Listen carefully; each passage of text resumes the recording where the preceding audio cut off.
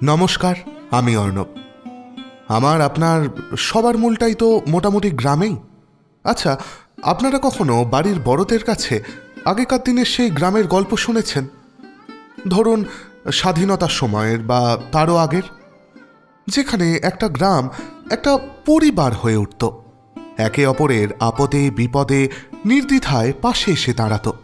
আবার যেখানে জাতপাত ইত্যাদি সামাজিক ব্যাধির মতো মানুষকে দূরে ঠেলতেও কয়েক মুহূর্তের বেশি সময় লাগত না। ভালোই খারাপে মেশানো সেকালের গ্রাম্য জীবন শহরের থেকে, আমাদের একালের থেকে অনেক আলাদা ছিল। যদি সে গল্প না শুনে থাকেন, শুনুন পল্লী সমাজ। কথা সাহিত্যিক শরৎচন্দ্র চট্টোপাধ্যায় তার উপন্যাসে তৎকালীন গ্রাম্য সমাজের একটা ধূসর ও নিখুঁত ছবি এঁকে রেখে গেছেন, আমরা পড়ব বলে, জানব বলে। আসুন শুরু করি আমার আজকের নিবেদন, পল্লী সমাজ, প্রথম পর্ব।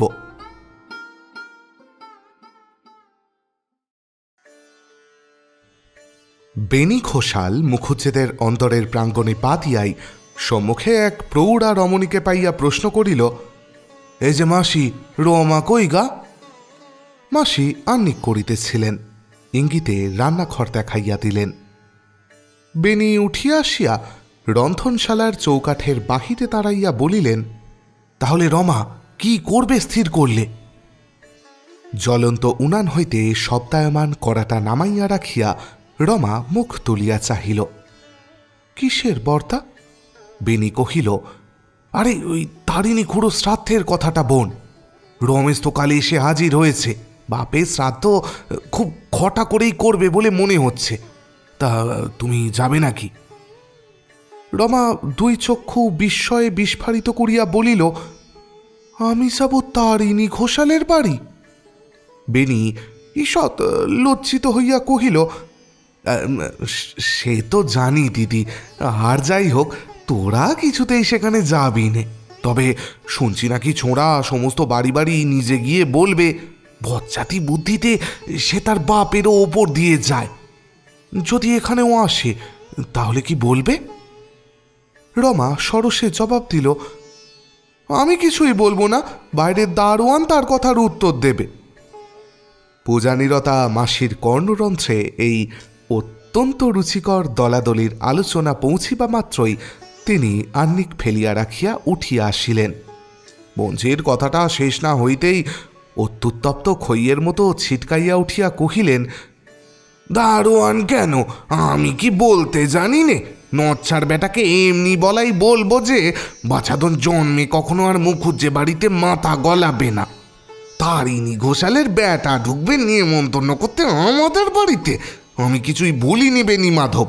তারিণী তার ছেলের সঙ্গেই আমার রমার বিয়ে দিতে চেয়েছিল। তখনও তো আমার যতীন জন্মায়নি। ভেবেছিল যদু মুখুজ্জে সমস্ত বিষয়টা তাহলে মুঠোর মধ্যে আসবে। বুঝলে না বাবা বেনি? তা যখন হলো না, তখন ওই ভৈরব আচার্যকে দিয়ে কি সব জপ তপ টুকটাক করিয়ে, আহা, মায়ের কপালটা আমার এমন আগুন ধরিয়ে দিলে যে 6 মাস পেরুলো না, বাচ্চার হাতের নোয়া মাথা সিঁদুর ঘুচে গেল। ছোট জাত হয়ে চায় কিনা যদু মুখুজ্জের মেয়েকে বউ করতে, তেমনি আরামজাদার মরণ হয়েছে। বেটার হাতের আগুনটুকু পর্যন্ত পেলে না, ছোট জাতের মুখে আগুন। বলিয়া মাসি যেন কুস্তি শেষ করিয়া হাঁপাইতে লাগিলেন। পুনঃ পুনঃ ছোট জাতের উল্লেখে বেনির মুখ ম্লান হইয়া গিয়াছিল, কারণ তারিণী ঘোষাল তাহারই খুড়া। রমা ইহা লক্ষ্য করিয়া মাসিকে তিরস্কারের কণ্ঠে কহিল, কেন মাসি, তুমি মানুষের জাত নিয়ে কথা কও? জাত তো আর কারোর হাতে করা জিনিস নয়, যে যেখানে জন্মেছে সেই তার ভালো। বেনি লজ্জিতভাবে একটু হাসিয়া কহিল, না না রমা, মাসি তো ঠিক কথাই বলছেন। তুমি কত বড় কুলিনের মেয়ে, তোমাকে কি আমরা ঘরে আনতে পারি বোন? ছোট খুড়োর এ কথা মুখে আনাই তো বেয়াদবি।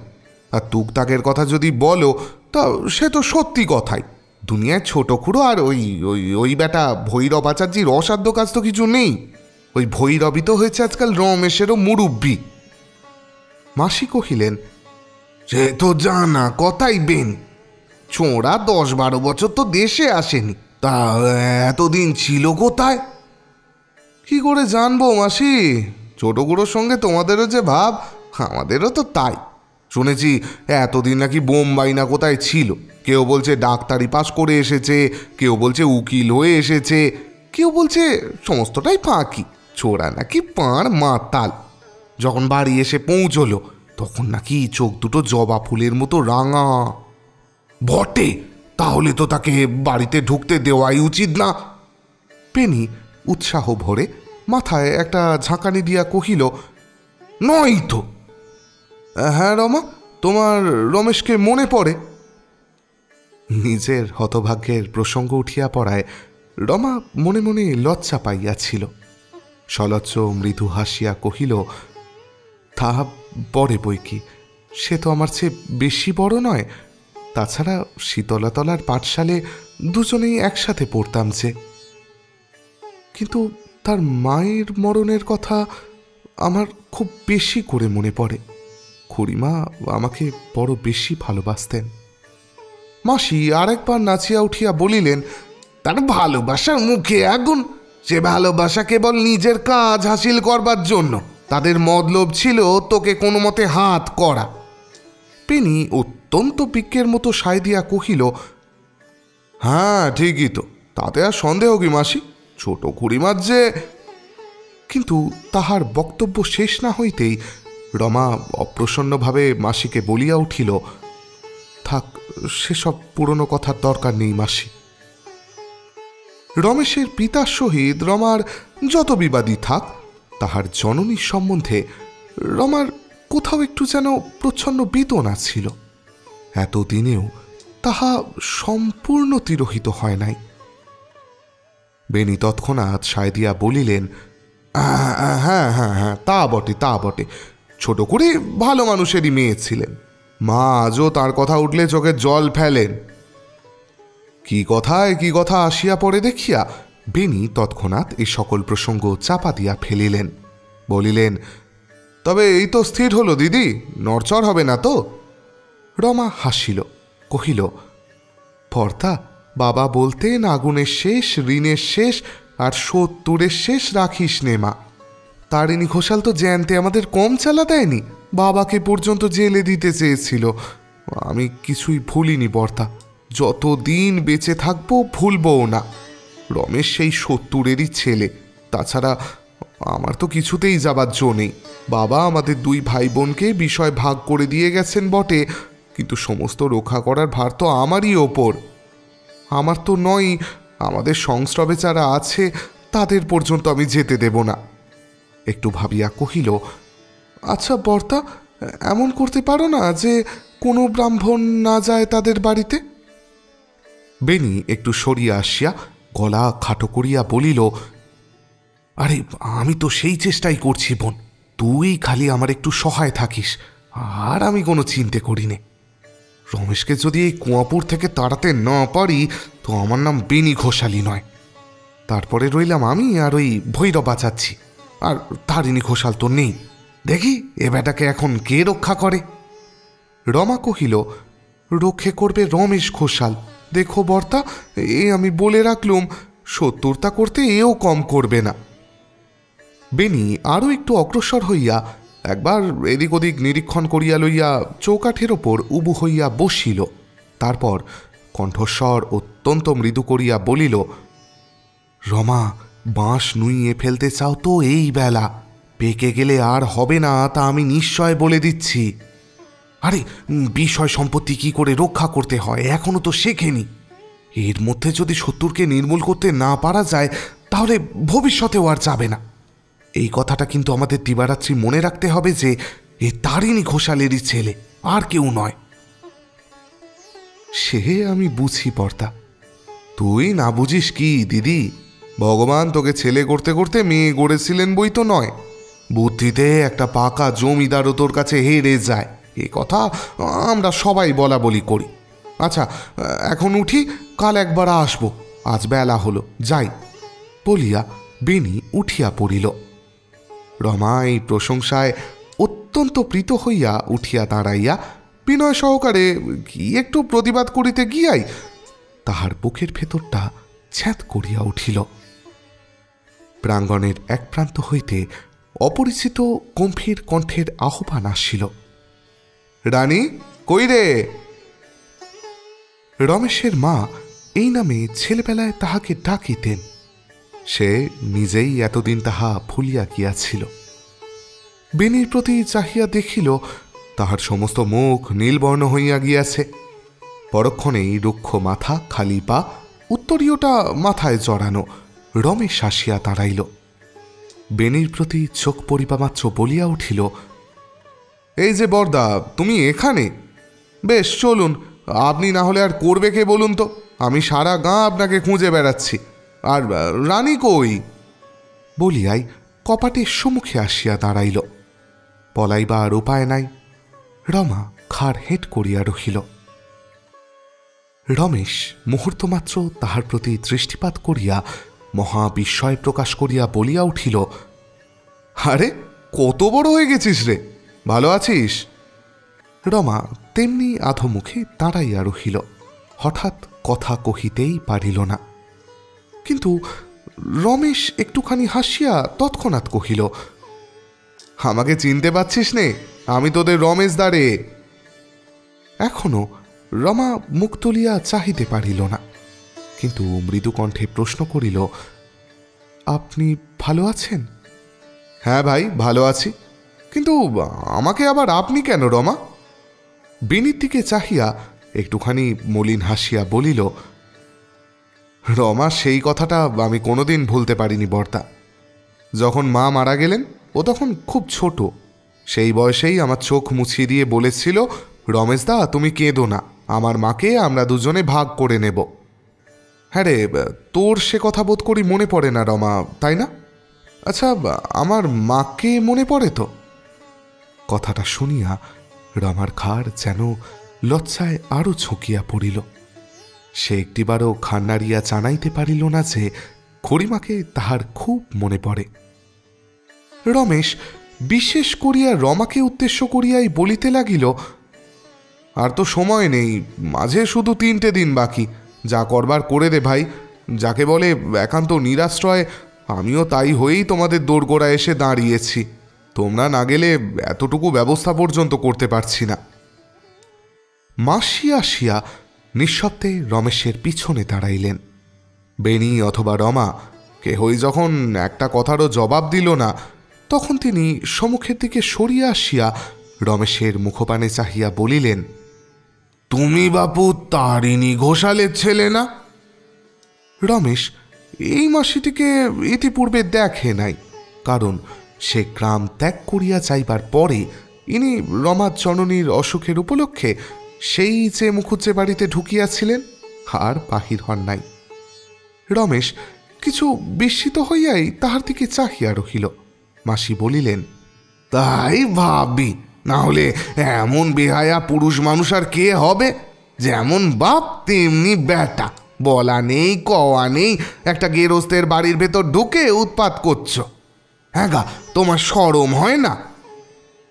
রমেশ বুদ্ধিভ্রষ্টের মতো কাঠ হইয়া চাহিয়া রহিল। আমি চললুম বলিয়া বেনি ব্যস্ত হইয়া সরিয়া পড়িল। রমা ঘরের ভিতর হইতে বলিল, কি বকছ কি মাসি? তুমি নিজের কাজে যাও না। মাসি মনে করিলেন তিনি বঞ্ঝির প্রচ্ছন্ন ইঙ্গিতটা বুঝেছেন, তাই কণ্ঠস্বরে আরও একটু বিষ মিশাইয়া কহিলেন, নে রমা, তুই আর বকিস নে।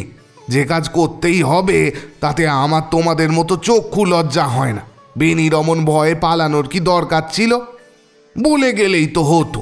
আমরা বাপু তোমার গৌমস্তাও নই, খাস্তালুকের প্রজাও নই যে তোমাদের কর্মবাড়িতে জল তুলতে ময়দা মাখতে যাব। তারিণী মরেছে, গাঁ শুদ্ধ লোকের হাড় জুড়িয়েছে, এ কথা আমাদের ওপর বরাত না দিয়ে নিজে ওর মুখের ওপর বলে গেলেই তো পুরুষ মানুষের মতো কাজ হতো। রমেশ তখনও নিষ্পন্দ অসারের মতো দাঁড়াইয়া রহিল।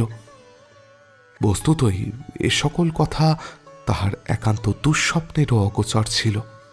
ভিতর হইতে রান্নাঘরে কপাটের শেকলটা ঝনঝন করিয়া নড়িয়া উঠিল, কিন্তু কেহই তাহাতে মনোযোগ করিল না।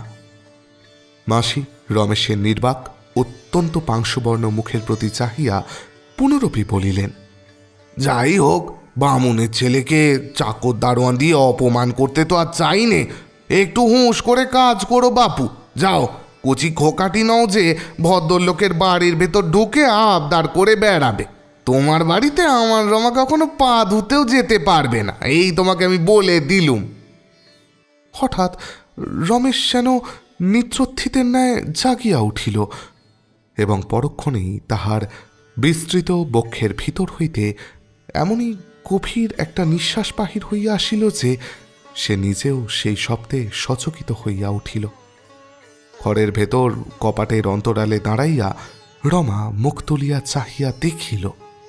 রমেশ একবার বোধ করি ইতস্তত করিল, তাহার পর রান্নাঘরের দিকে উদ্দেশ্য করিয়া বলিল, যখন যাওয়া হতেই পারে না তখন আর উপায় কি? কিন্তু আমি তো এত কথা জানতাম না, না জেনেই উপদ্রব করে গেলাম খানিক, সেজন্য আমাকে মাপ করো রানী, আমি চললাম বলিয়া ধীরে ধীরে চলিয়া গেল। ঘরের ভিতর হইতে এতটুকু সাড়া আসিল না। যাহার কাছে ক্ষমা ভিক্ষা করা হইল সে যে অলক্ষ্যে নিঃশব্দে তাহার মুখের দিকে চাহিয়া রহিল, রমেশ তাহা জানিতেও পারিল না। বেণী তৎক্ষণাৎ ফিরিয়া আসিয়া দাঁড়াইল। সে পলায় নাই, বাহিরে লুকাইয়া অপেক্ষা করিতেছিল মাত্র। মাসির সহিত চোখাচোখি হইতেই তাহার সমস্ত মুখ আহ্লাদে আর হাসিতে ভরিয়া গেল। সরিয়া আসিয়া কহিল, হ্যাঁ শোনালে বটে মাসি, আরে আমার তো সাধ্যই ছিল না অমন করে বলা। এ কি চাকর দারোয়ানের কাজ রমা? আমি আড়ালে দাঁড়িয়ে দেখলাম কি না, চোরা মুখখানা একেবারে যেন আষাঢ়ের মেঘের মতো করে বেরিয়ে গেল। এই তো ঠিক হলো। মাসি ক্ষুণ্ণ অভিমানের সুরে বলিলেন, খুব তো হলো জানি, কিন্তু এই দুটো মেয়ে মানুষের ওপর ভার না দিয়ে না সরে গিয়ে নিজে বলে গেলেই তো আরও ভালো হতো, তাই না? আর তাই যদি না বলতে পারতে, আমি কি বললুম তাকে দাঁড়িয়ে থেকে শুনে গেলে না কেন বাচ্চা? অমন সরে পড়া তো তোমার উচিত হয়নি। মাসির কথা ছাঁচে বেনির মুখের হাসি মিলাইয়া গেল। সে যে এই অভিযোগের কি সাফাই দেবে ভাবিয়া পাইল না, কিন্তু অধিকক্ষণ ভাবিতে হইল না। হঠাৎ রমা ভিতর হইতে তাহার জবাব দিয়া বসিল। এতক্ষণ সে একটি কথাও বলে নাই। কহিল, তুমি যখন নিজে বলেছ মাসি, তখন সেই তো সকলের থেকে ভালো হয়েছে, তাই না? যে যতই বলুক না কেন, এতখানি বিষ জীব দিয়ে ছড়াতে তোমার মতো আর কেউ পেরে উঠত না। মাসি এবং বেনি উভয় যার পরনায় বিস্মিত হইলেন। মাসি রান্নাঘরের দিকে ফিরিয়া কহিলেন, এ কি বললিলা? কিছু না, আর্নি করতে বসে তো 7 বার উঠলে, যাও না ওটা সেরে ফেলো, রান্না বান্না কি আর হবে না? বলিতে বলিতে রমা নিজেও বাহির হইয়া আসিল এবং কাহাকেও কোনো কথা না বলিয়া বারান্দা পার হইয়া ওদিকের ঘরে গিয়া প্রবেশ করিল। বেনি শুষ্ক মুখে চুপি চুপি জিজ্ঞাসা করিল, ব্যাপার কি মাসি? কি করে জানবো বাছা? ও রাজরানীর মেজাজ বোঝা কি আমাদের মতো দাসী বাঁধির কর্ম? বলিয়া ক্রোধে ক্ষোভে তিনি মুখখানি কালিবর্ণ করিয়া তাহার পূজার আসনে গিয়া উপবেশন করিলেন এবং বোধ করি মনে মনে ভগবানের নামই করিতে লাগিলেন। বেনি ধীরে ধীরে প্রস্থান করিল। এই কুঁয়াপুরের বিষয়টা অর্জিত হইবার একটু ইতিহাস আছে, তাহা এইখানে বলা আবশ্যক। প্রায় 100 বর্ষ পূর্বে মহাকুলীন বলরাম মুখুজ্জে তাহার মিতা বলরাম ঘোষালকে সঙ্গে করিয়া বিক্রমপুর হইতে এদেশে আসেন। মুখুজ্জে শুধু কুলীন ছিলেন না, বুদ্ধিমানও ছিলেন। বিবাহ করিয়া বর্তমান রাজ সরকারের চাকুরি করিয়া এবং আরও কি করিয়া এই বিষয়টুকু হস্তগত করেন। ঘোষালও এই দিকেই বিবাহ করেন, কিন্তু পিতৃঋণ শোধ করা ভিন্ন আর তাহার কোনো ক্ষমতাই ছিল না। তাই দুঃখে কষ্টে তাহার দিন কাটিতেছিল। এই বিবাহ উপলক্ষেই নাকি দুই মিতার মনোমালিন্য ঘটে। পরিশেষে তাহা এমন বিবাদে পরিণত হয় যে এক গ্রামে বাস করিয়াও ২০ বৎসরের মধ্যে কেহ কাহারও মুখদর্শন করেন নাই। বলরাম মুখুজ্জে যেদিন মারা গেলেন সেদিন ঘোষাল তাহার বাটিতে পা দিলেন না, কিন্তু তাহার মরণের পরদিন অতি আশ্চর্য কথা শোনা গেল। তিনি নিজেই সমস্ত বিষয়ে চুল ছিঁড়িয়া অর্ধেক ভাগ করিয়া নিজের পুত্র ও মিতার পুত্রগণকে দিয়া গিয়াছেন। সেই অবধি এই কুঁয়াপুরের বিষয় মুখুজ্জে ও ঘোষাল বংশ ভোগ দখল করিয়া আসিতেছে। ইহারা নিজেরাও জমিদার বলিয়া অভিমান করিতেন, গ্রামের লোকও অস্বীকার করিত না। যখনকার কথা বলিতেছি তখন ঘোষাল বংশ ভাগ হইয়াছিল। সেই বংশের ছোট তরফের তারিণী ঘোষাল মোকদ্দমা উপলক্ষে জেলায় গিয়া দিন ৬ পূর্বে হঠাৎ যেদিন আদালতে ছোট বড় ৫-৭টি মুলতবি মোকদ্দমার শেষ ফলের প্রতি ভ্রুক্ষেপ না করিয়া কোথাকার কোন অজানা আদালতের মহামান্য সমন মাথায় করিয়া নিঃশব্দে প্রস্থান করিলেন, তখন তাহাদের কুঁয়াপুর গ্রামের ভিতরে ও বাহিরে একটা হুলস্থুল পড়িয়া গেল। বড় তরফের কর্তা বেনি ঘোষাল বুড়োর মৃত্যুতে গোপনে আরামের নিঃশ্বাস ফেলিয়া বাড়ি ফিরিয়া আসিলেন এবং আরও গোপনে দল পাকাইতে লাগিলেন কি করিয়া খুড়ার আগামী শ্রাদ্ধের দিনটা পণ্ড করিয়া দিবেন। 10 বৎসর খুড়া ভাইপোর মুখ দেখা দেখি ছিল না। বহু বৎসর পূর্বে তারিণীর গৃহ শূন্য হইয়াছিল। সেই অবধি পুত্র রমেশকে তাহার মামার বাড়ি পাঠাইয়া দিয়া তারিণী বাড়ির ভিতরে দাসদাসী এবং বাইরে মোকদ্দমা লইয়াই কাল কাটাইতেছিলেন। রমেশ রুড়কি কলেজে এই দুঃসংবাদ পাইয়া পিতার শেষ কার্য সম্পন্ন করিতে সুদীর্ঘকাল পর কাল অপরাহ্নে তাহার শূন্য গৃহে আসিয়া উপস্থিত হইয়াছিল। কর্মবাড়ি মধ্যে শুধু 2টি দিন বাকি। বৃহস্পতিবার রমেশের পিতৃশ্রাদ্ধ। 2-1 করিয়া ভিন্ন গ্রামের মুরব্বীরা উপস্থিত হইতেছেন, কিন্তু নিজেদের কুঁয়াপুরের কেন যে কেহ আসে না রমেশ তাহা বুঝিয়াছিল, এবং হয়তো শেষ পর্যন্ত কেহ আসিবেই না তাহাও জানিত। শুধু ভৈরব আচার্য ও তাহাদের বাড়ির লোকরা আসিয়া কাজকর্মে চোখ দিয়াছিল। স্বগ্রামস্থ ব্রাহ্মণদিগের পদধূলির আশা না থাকিলেও উদ্যোগ আয়োজন রমেশ বড় লোকের মতোই করিয়াছিল। আজ অনেকক্ষণ পর্যন্ত রমেশ বাড়ির ভিতরে কাজে কর্মে ব্যস্ত ছিল। কি জন্য বাহিরে আসিতেই দেখিল ইতিমধ্যে জনদুই প্রাচীন ভদ্রলোক আসিয়া বৈঠকখানার বিছানায় সমাগত হইয়া ধূমপান করিতেছেন। সম্মুখে আসিয়া সবিনয়ে কিছু বলিবার পূর্বেই পিছনে শব্দ শুনিয়া ফিরিয়া দেখিল এক অতি বৃদ্ধ 5-6টি ছেলেমেয়ে লইয়া কাশিতে কাশিতে বাড়ি ঢুকিল। তাহার কাঁধে মলিন উত্তরীয়, নাকের ওপর একজোড়া ভাঁটার মতো মস্ত চশমা পিছনে দড়ি দিয়া বাঁধা, সাদা চুল, সাদা গোঁফ, তামাকের ধোঁয়ায় তাম্রবর্ণ। অগ্রসর হইয়া আসিয়া সে সেই ভীষণ চশমার ভিতর দিয়া রমেশের মুখের দিকে মুহূর্তকাল চাহিয়া বিনা বাক্য ব্যয়ে কাঁদিয়া ফেলিল। রমেশ চিনিল না ইনি কে, কিন্তু যেই হন ব্যস্ত হইয়া কাছে আসিয়া তাহার হাত ধরিতেই সে ভাঙা গলায় বলিয়া উঠিল, না বাবা রমেশ, তারিণী যে এমন করে ফাঁকি দিয়ে পালাবে তা আমি স্বপ্নেও জানি নে, কিন্তু আমারও এমন চাটুর্যে বংশে জন্ম নয় যে কারোর ভয়ে মুখ দিয়ে মিথ্যে কথা বেরোবে। আসবার সময় তোমার বেনি ঘোষালের মুখের সামনে বলে এলুম, আমাদের রমেশ যেমন শ্রাদ্ধের আয়োজন করেছে এমন করা তো চুলোয় যাক এই অঞ্চলে কেউ চোখেও দেখেনি। একটু থামিয়া বলিল, আমার নামে অনেক শালা অনেক রকম করে তোমার কাছে লাগিয়ে যাবে বাবা, কিন্তু এটা নিশ্চয় যেন এই ধর্মদাস শুধু ধর্মেরই দাস, আর কারো নয়। এই বলিয়া বৃদ্ধ সত্য ভাষণের সমস্ত পৌরুষ আত্মসাৎ করিয়া গোবিন্দ গাঙ্গুলির হাত হইতে হোঁকাটা ছিনাইয়া লইয়া তাহাতে এক টান দিয়াই প্রবল বেগে কাশিয়া ফেলিল। ধর্মদাস নিতান্ত উত্তুক্তি করেন নাই। উদ্যোগায়োজন যেরূপ হইতেছিল এদিকে সেরূপ কেহ করে নাই। কলিকাতা হইতে ময়রা আসিয়াছিল, তাহারা প্রাঙ্গণের একধারে ফিয়ান চড়াইতেছে। সেদিকে পাড়ার কতকগুলি ছেলে মেয়ে ভিড় করিয়া দাঁড়াইয়াছে। কাঙালিদের বস্ত্র দেওয়া হইবে। চণ্ডীমণ্ডপের ওধারের বারান্দায় অনুগত ভৈরবাচার্য থান ফাড়িয়া পাঠ করিয়া কাদা করিতেছিল। সেদিকেও জন কয়েক লোক থাবা পাতিয়া বসিয়া এই অপব্যয়ের পরিমাণ হিসাব করিয়া মনে মনে রমেশের নির্বুদ্ধিতার জন্য তাহাকে গালি পাড়িতেছিল।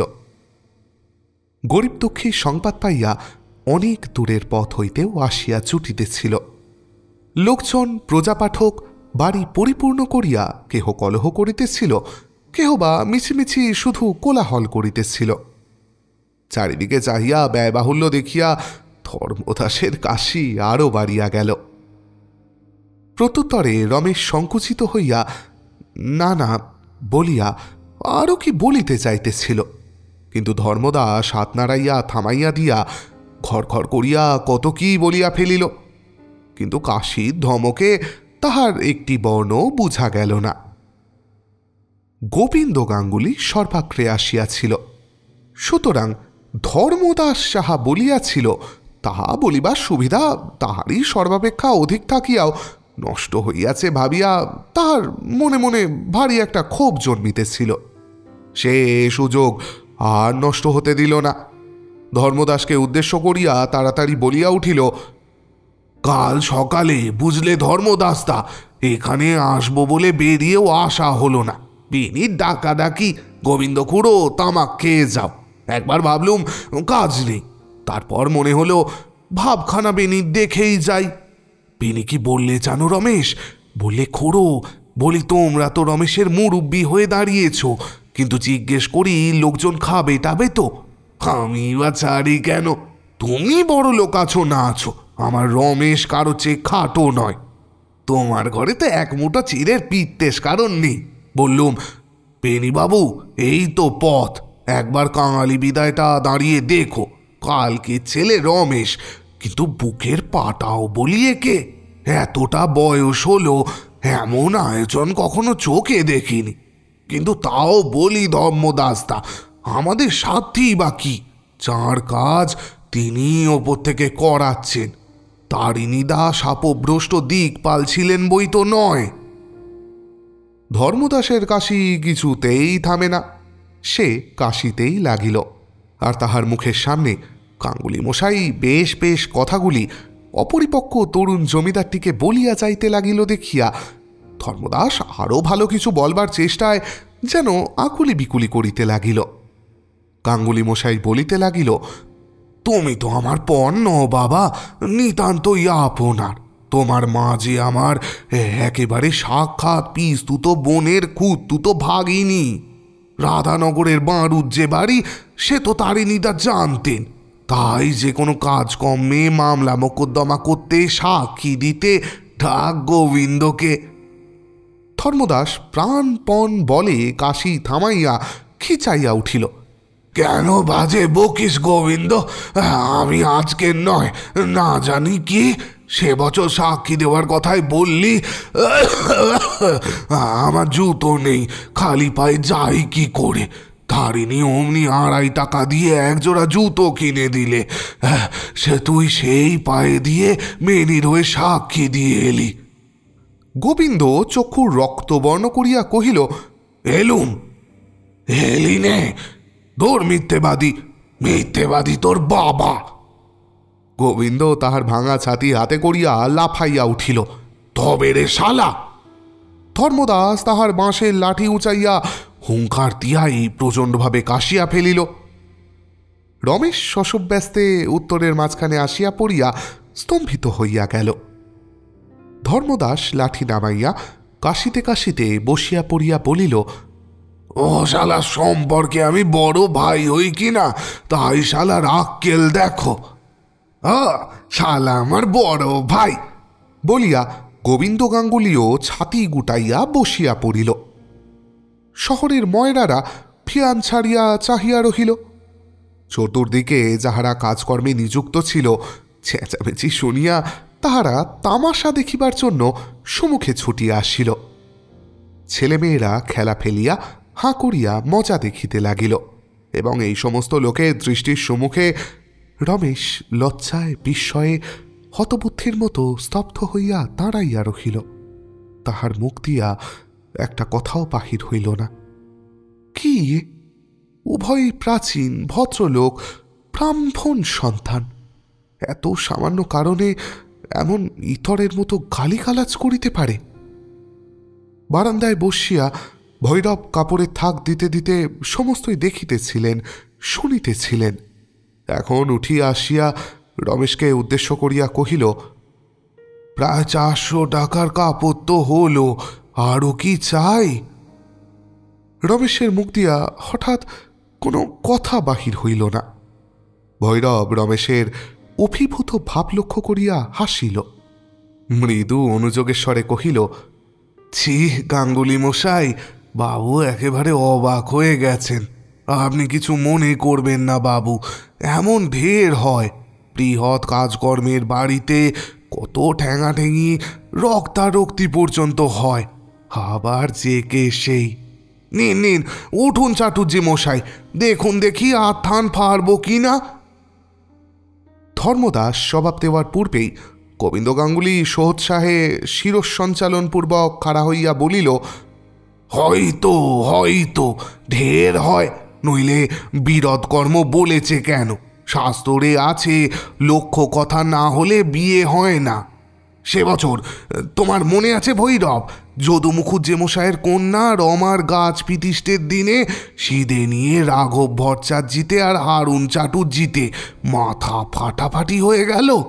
কিন্তু আমি বলি ভৈরব ভায়া, বাবাজির এ কাজটা ভালো হচ্ছে না। ছোট লোকদের কাপড় দেওয়া আর ওই ভস্যে ঘি ঢালা একই তো ব্যাপার। তার চেয়ে বামুনদের একজোড়া আর ছেলেদের একখানা করে কাপড় দিলেই হতো। আমি বলি কি বাবাজি, সেই যুক্তিই করুন, কি বলো ধর্মদাস দা? ধর্মদাস মাথা নাড়িতে নাড়িতে বলিল, গোবিন্দ মন্দ বলেনি বাবাজি, ও বেটাদের 1000 দিলেও নাম হওয়ার জো নেই, নইলে আর ওদের ছোট লোক বলেছে কেন? বুঝলে না বাবা রমেশ? এখন পর্যন্ত রমেশ নিঃশব্দ ছিল। এই বস্ত্র বিতরণের আলোচনায় সে একেবারেই যেন মর্মাহত হইয়া পড়িল। ইহার সুযুক্তি কুযুক্তি সম্বন্ধে নহে, এখন এইটাই তাহার সর্বাপেক্ষা অধিক বাজিল যে ইহারা যাহাদিগকে ছোটলোক বলিয়া ডাকে, তাহাদেরই সহস্র চক্ষুর সম্মুখে এইমাত্র যে এত বড় একটা লজ্জাকর কাণ্ড করিয়া বসিল, সেজন্য ইহাদের কাহারও মনে এতটুকু ক্ষোভ বা লজ্জার কণামাত্রও নাই। ভৈরব মুখপানে চাহিয়া আছে দেখিয়া রমেশ সংক্ষেপে কহিল, আরও 200 কাপড় ঠিক করে রাখুন। হ্যাঁ হ্যাঁ হ্যাঁ, ঠিকই ঠিকই, তা নইলে কি হয়? ভৈরব ভায়া চলো, আমিও যাই, তুমি আর একা কত পারবে বলো? বলিয়া কাহারও সম্মতির অপেক্ষা না করিয়া গোবিন্দ উঠিয়া বস্ত্ররাশির নিকটে গিয়া বসিলেন। রমেশ বাটির ভিতরে যাইবার উপক্রম করিতেই ধর্মদাস তাহাকে একপাশে ডাকিয়া লইয়া চুপি চুপি অনেক কথা কহিলেন। রমেশ প্রত্যুত্তরে মাথা নাড়িয়া সম্মতি জ্ঞাপন করিয়া ভিতরে চলিয়া গেল। কাপড় গুছাইতে গুছাইতে গোবিন্দ গাঙ্গুলি আর চোখে সব দেখিল। কই গো বাবাজি, কোথায় গো তুমি? বলিয়া এক শীর্ণকায় মণ্ডিত শ্বশ্রু প্রাচীন ব্রাহ্মণ প্রবেশ করিল। ইহার সঙ্গেও গুটি 3 ছেলে মেয়ে। মেয়েটি সকলের বড়, তাহারই পরনে শুধু একখানি অতি জীর্ণ টুরে কাপড়। বালক দুটি কোমরে এক এক গাছি ঘুঞ্চি ব্যতীত একেবারেই দিগম্বর। উপস্থিত সকলেই মুখ তুলিয়া চাহিল। গোবিন্দ অভ্যর্থনা করিল, এসো দিনুদা, বসো বসো, বড় ভাগ্যি আমাদের, আজ তোমার পায়ের ধুলো পড়ল। ছেলেটা একা সারা হয়ে যায়, তা তোমরা। ধর্মদাস গোবিন্দের প্রতি কটমট করিয়া চাহিল। সে ভ্রুক্ষেপ মাত্র না করিয়া কহিল, তা তোমরা তো কেউ এদিক মারাবে না দাদা, বলিয়া তাহার হাতে হুঁকাটা তুলিয়া দিল। দীনু ভট্টাচার্য আসন গ্রহণ করিয়া দগ্ধ হুঁকাটায় নিরর্থক গোটা 2 টান দিয়া বলিল, আমি তো ছিলাম না ভায়া, তোমার বউ ঠাকুরনকে আনতে তার বাপের বাড়ি গিয়েছিলাম কি না। তা বাবাজি কোথায়? শুনেছি নাকি ভারী আয়োজন হচ্ছে, পথে আসতে ও গায়ের হাটে শুনে এলুম খাইয়ে তাইয়ে ছেলে বুড়োর হাতে 16খানা করে লুচি আর 4 জোড়া করে সন্দেশ দেওয়া হবে। গোবিন্দ গলা খাটো করিয়া কহিল, তাছাড়া হয়তো 1খানা করে কাপড়ও। এই যে রমেশ বাবাজি, তাই দিনুদাকে বলছিলাম, বাবাজি তোমাদের 5 জনের বাপ মায়ের আশীর্বাদে জোগাড় একরকম করা তো হচ্ছে, কিন্তু বেনি একেবারে উঠে পড়ে লেগেছে। এই আমার কাছেই 2বার লোক পাঠিয়েছে। তা আমার কথা না হয় ছেড়েই দিলে। রমেশের সঙ্গে আমার যেন নারীর টান রয়েছে, কিন্তু এই যে দিনুদা, ধর্মদাসদা, এরাই কি বাবা তোমাকে ফেলতে পারবেন? দিনুদা তো পথ থেকে শুনতে পেয়ে ছুটে আসছেন, ওরে ও ষষ্ঠীচরণ, তামাক দে না রে। বাবা রমেশ, একবার এদিকে এসো দেখি, একটা কথা বলেনি। নিভৃতে ডাকিয়া লইয়া গোবিন্দ ফিসফিস করিয়া জিজ্ঞাসা করিল, ভেতরে বুঝি ধর্মদাসের গিন্নি এসেছে? খবরদার অমন কাজটি করো না কিন্তু বাবা, পিটলে বামুন যতই ফোসলাক। ধর্মদাস গিন্নির হাতে ভাঁড়ারের চাবি টাবি দিও না কিন্তু। কি ময়দা, তেল, নুন সব অর্ধেক সরিয়ে ফেলবে। তোমার আর ভাবনা কি বাবা, আমি গিয়ে না হয় তোমার মামিকে পাঠিয়ে দেব, সে এসে ভাঁড়ারের ভাঁড় নেবে। তোমার 1 গাছি কুটো পর্যন্ত লোকসান হবে না। রমেশ খান নাড়িয়া যে আঁকে বলিয়া মৌন হইয়া রহিল। তাহার বিস্ময়ের অবধি নাই। ধর্মদাস সে তাহার গৃহিণীকে ভাঁড়ারের ভাল লইবার জন্য পাঠাইয়া দিবার কথা এত গোপনে কহিয়াছিল, গোবিন্দ ঠিক তাহাই আন্দাজ করিয়াছিল কিরূপে। উলঙ্গ শিশু দুটা ছুটিতে ছুটিতে আসিয়া দিনু তার কাঁধের ওপর ছুলিয়া পড়িল। বাবা সন্দেশ খাবো। দিনু একবার রমেশের প্রতি, একবার গোবিন্দর প্রতি চাহিয়া কহিল, সন্দেশ কোথায় পাব রে? কেন, ওই তো হচ্ছে বলিয়া তাহারা ওদিকের ময়রাতে দেখাইয়া দিল। আমরাও দাদা মশাই বলিয়া নাকে কাঁদিতে কাঁদিতে আরও 3-4টি ছেলে মেয়ে ছুটিয়া আসিয়া বৃদ্ধ ধর্মদাসকে ঘিরিয়া ধরিল। আরে ব্যস্ত ব্যস্ত বলিয়া রমেশ ব্যস্ত হইয়া অগ্রসর হইয়া আসিল। ও আচার্যি মশাই, বিকেলবেলায় ছেলেরা সব বাড়ি থেকে বেরিয়েছে, খেয়ে তো আসেনি। ওহে ও, কি নাম তোমার? নিয়ে এসো তো ওই থালাটি এদিকে। ময়রা সন্দেশের থালা লইয়া আসিবা মাত্র ছেলেরা উপুর হইয়া পড়িল।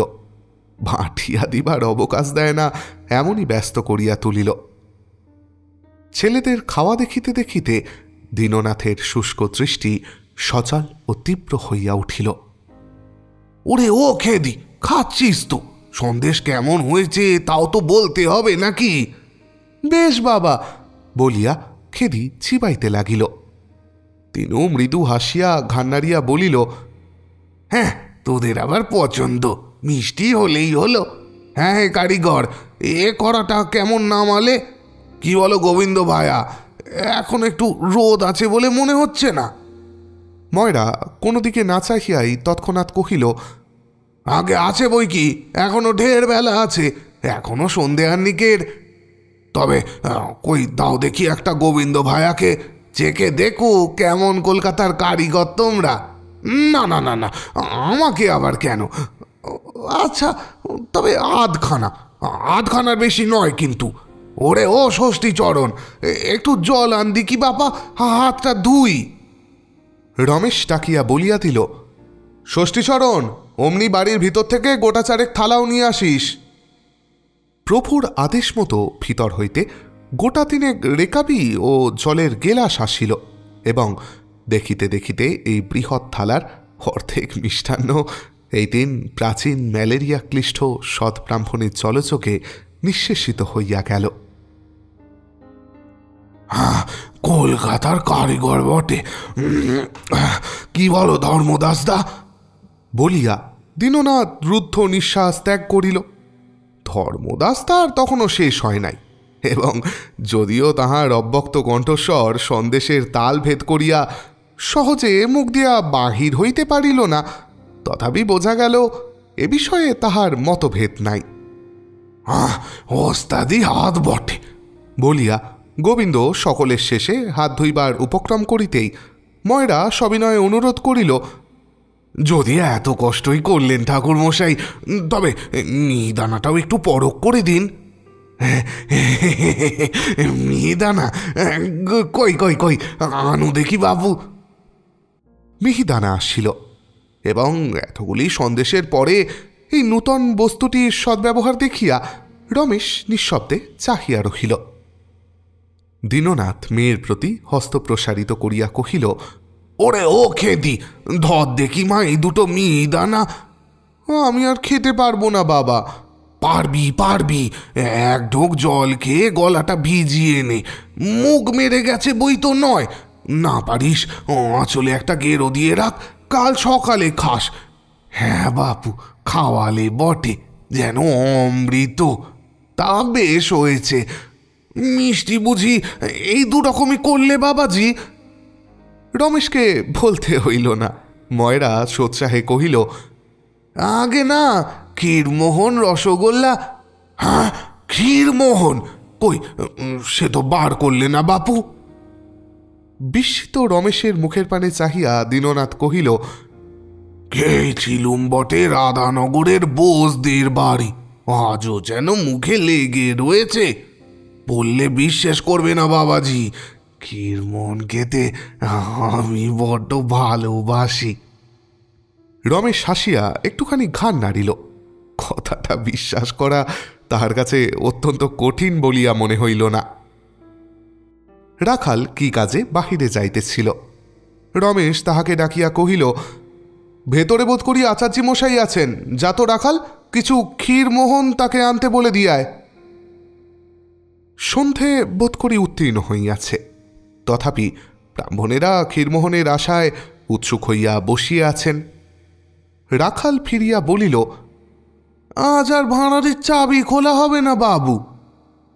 রমেশ মনে মনে বিরক্ত হইল, কহিল, বলগে আমি আনতে বলেছি। গোবিন্দ গাঙ্গুলি রমেশের অসন্তোষ লক্ষ্য করিয়া চোখ ঘুরাইয়া কহিল, দেখলে দিনুদা ভৈরবের আক্কেল, এ যে দেখি মায়ের চেয়ে মাসির দরদ বেশি, সেজন্যই আমি বলি। সে কি বলে তাহা না শুনিয়া রাখাল বলিয়া উঠিল, আচার্যি মশাই আর কি করবেন, ও বাড়ি থেকে গিন্নিমা এসে ভাঁড়ার বন্ধ করেছেন। ধর্মদাস এবং গোবিন্দ দাস উভয়ই চমকিয়া উঠিল। কে, বড় গিন্নি? রমেশ সবিস্ময়ে জিজ্ঞাসা করিল, জ্যাঠাইমা এসেছেন? আগে হ্যাঁ, তিনি এসেই ছোট বড় দুই ভাঁড়ারই তালা বন্ধ করে ফেলেছেন। বিস্ময়ে আনন্দে রমেশ দ্বিতীয় কথাটি না বলিয়া দ্রুত পথে ভিতরে চলিয়া গেল।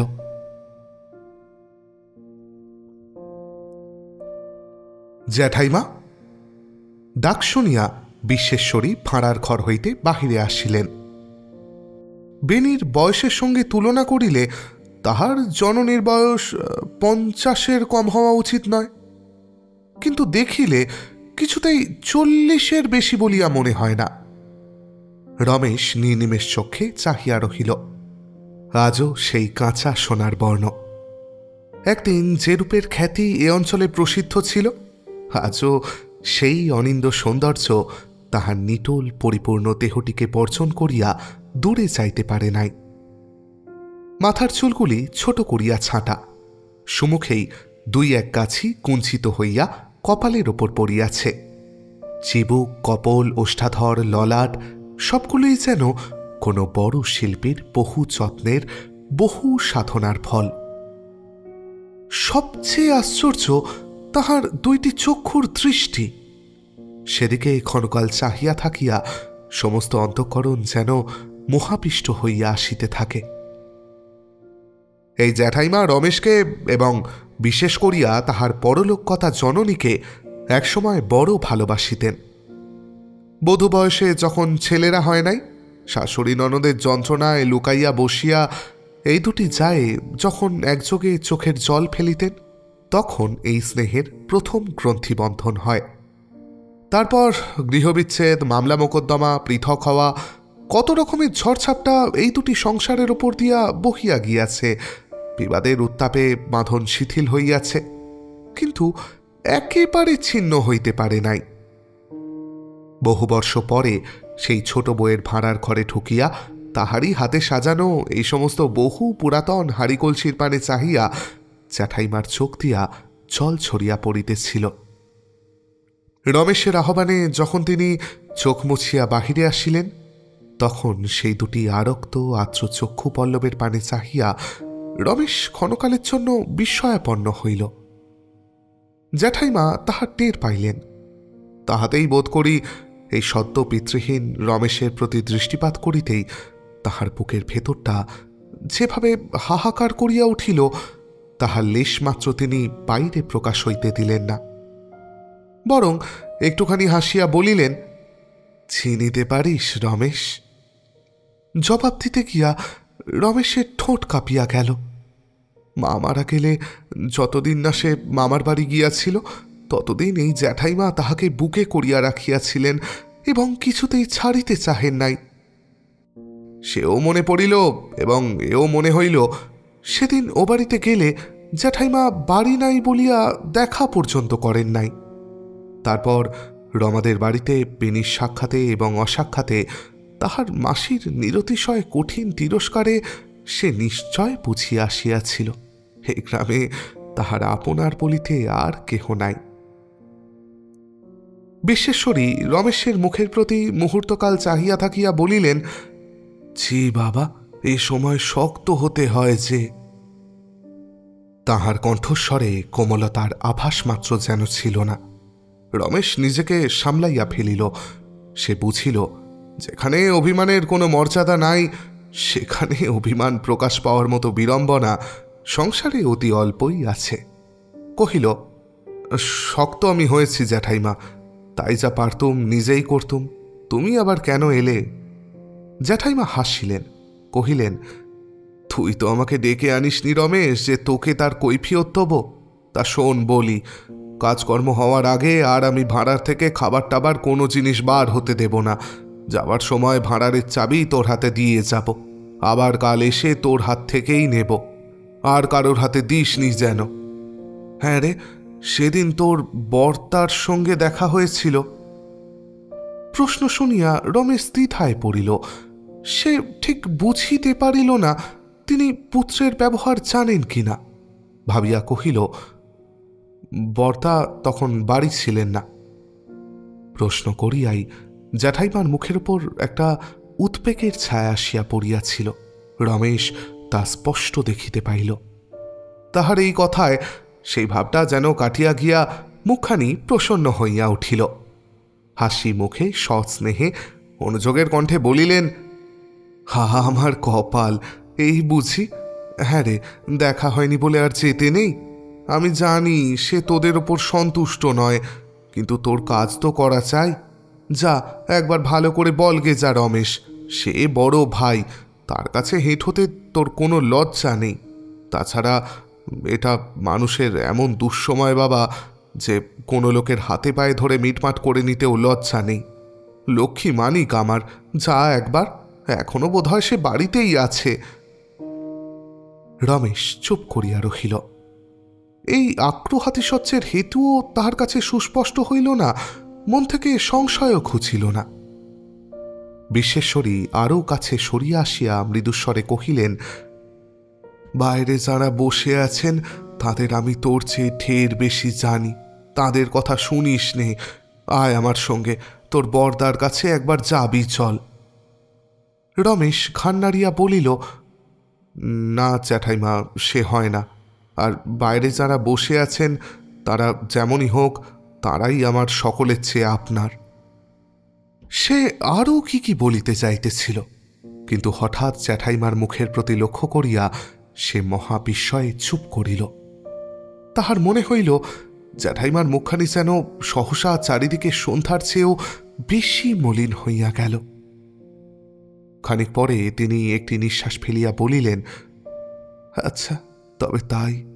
যখন তার কাছে যাওয়া হতেই পারবে না, তখন আর এ নিয়ে কথা কয়ে কি হবে? যা হোক, তুই কিছু ভাবিস নে বাবা, কিছুই আটকাবে না। আমি আবার খুব ভোরেই আসব।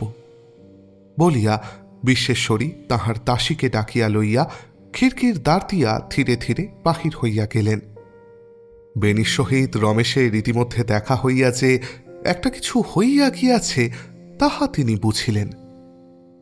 তিনি যে পথে গেলেন সেই দিকে চাহিয়া কিছুক্ষণ নিঃশব্দে দাঁড়াইয়া থাকিয়া রমেন ম্লান মুখে যখন বাহিরে আসিল তখন গোবিন্দ ব্যগ্র হইয়া জিজ্ঞাসা করিল, বাবাজি, বড় গিন্নি এসেছিলেন না?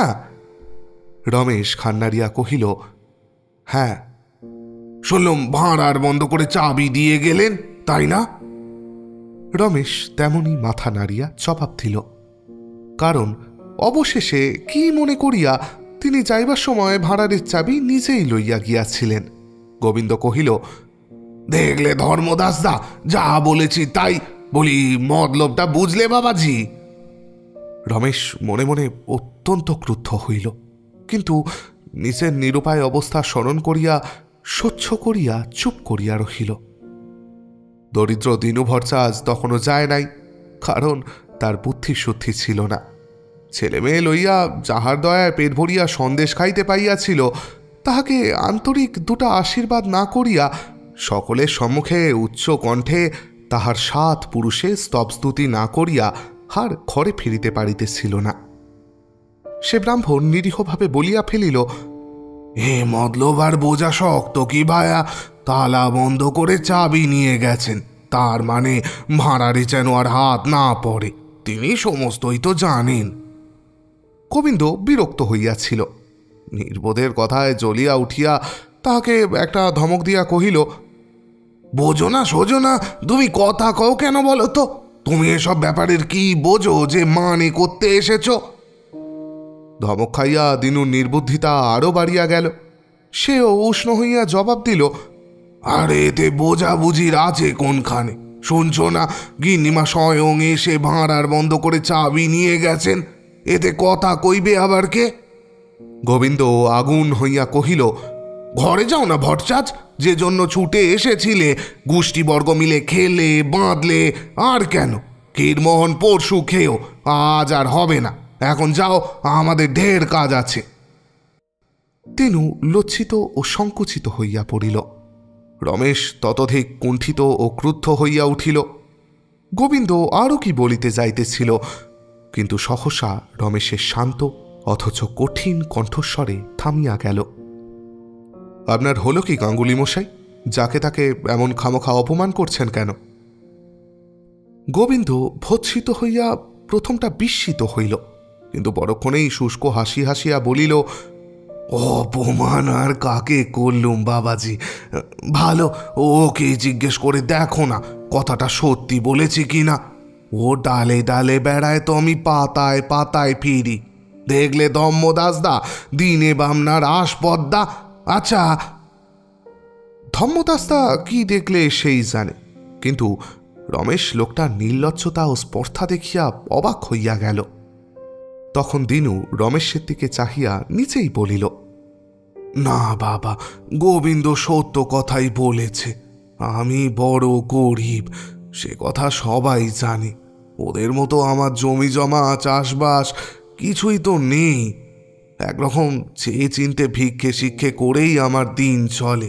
ভালো জিনিস ছেলেপিলেদের কিনে খাওয়াবার ক্ষমতা তো ভগবান দেননি, তাই বড় ঘরে কাজকর্ম হলে ওরা খেয়ে বাঁচে।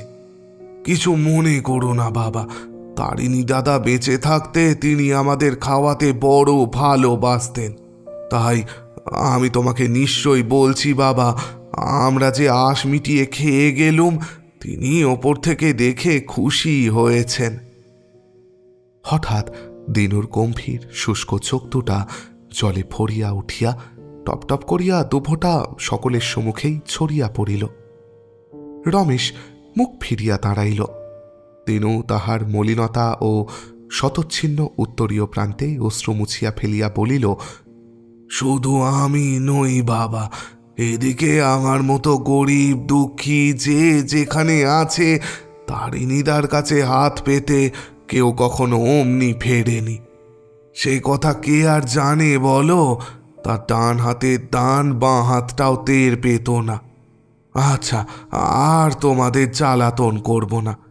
নেমা খেদি ওঠ, হারাধন, চল বাবা, ঘরে যাই, আবার কাল সকালে আসব। তোমাকে আর কি বলবো বাবা রমেশ, বাপের মতো হও, দীর্ঘজীবী হও। রমেশ তাহার সঙ্গে আসিয়া আর্দ্রকণ্ঠে কহিল, ভরচাচি মশাই, এই 2-3 দিন আমার উপর দয়া রাখবেন। আর বলতে সংকোচ হয়, কিন্তু এ বাড়িতে হরিধনের মায়ের যদি পায়ের ধুলো পড়ে তো আমি ভাগ্য বলে মনে করব। ভরচাচি মশাই ব্যস্ত হইয়া নিজের 2 হাতের মধ্যে রমেশের 2 হাত চাপিয়া ধরিয়া কাঁদো কাঁদো হইয়া বলিল, আমি বড় দুঃখী বাবা রমেশ, আমাকে এমন করে বললে যে আমি লজ্জায় মরে যাই। ছেলে মেয়ের সঙ্গে করিয়া বৃদ্ধ ধীরে ধীরে চলিয়া গেল।